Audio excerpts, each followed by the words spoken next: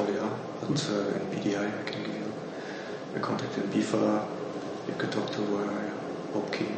Robert King. Yeah. That's the Director General, but I think he would be the first person to address. And maybe he can give you some contacts. And, as I said, the president of ClearCut is from DHL. Yeah. He's the head of customs, I think, UK. So that's Steve Parker. You can either contact him through BIFA or maybe through ClearCut. So CLECAT. Maybe say that you are doing some work on Brexit. Great.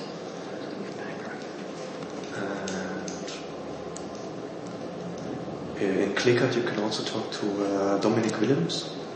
He's a Dutch guy. He's responsible for customs, IT, and also Brexit, my counterpart in Brexit. He's very knowledgeable as well. He has a European perspective, and he's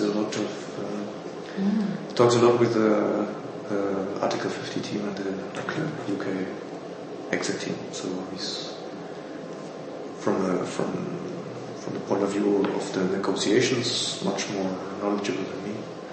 Maybe not so much about the company view, because it's a bit further away than me, even from the companies. But even then, I think he has some talks with Steve Parker, for example, and with a French guy. So he's an excellent person to talk to. Okay. Excellent, that's very helpful, thank you. You were also advised to talk maybe to the Chamber of Commerce in Bremen, or to the Harbour of Bremen, because they are doing most of the UK export business here in terms of sea freight. Is there any other expert, any other company you would advise? It has to be German or English? Depend. No matter what. Port of Antwerp, I think. Antwerp.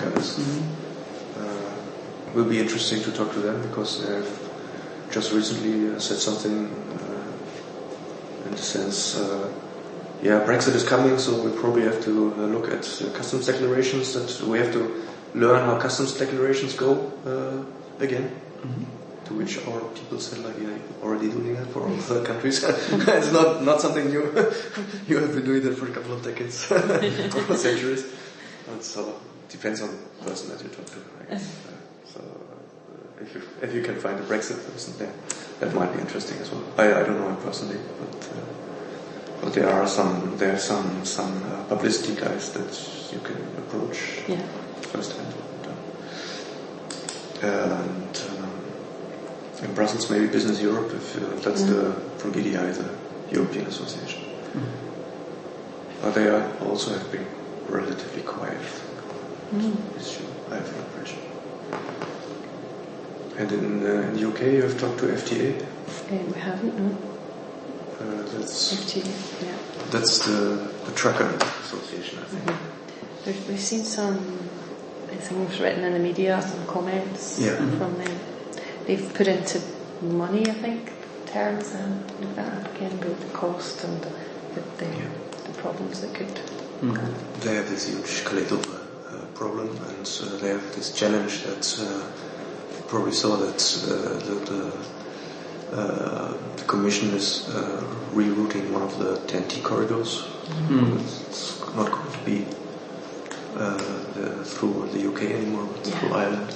So I think that was one of the main points that the FTA said, how can I do that? That's right. So there's already some changes being made before we even know. Yeah, and the majority of people that I talked to thought that was a bit of a blunder. Because it was also not internally communicated well. So the French said, mon Dieu, so you can do that. Because it was supposed to go through, I think, to Rotterdam, Antwerp, Zeebrugge, and not through the French Atlantic ports. That was a big scandal. Let's say. But it was quite a deliberate sign, let's say, to the UK. Just like the relocation of the European agencies, the banking and the pharmacy. It was a huge sign. We are getting on with our lives. So it's becoming quite practical, and which makes me. We were also discussing the chance of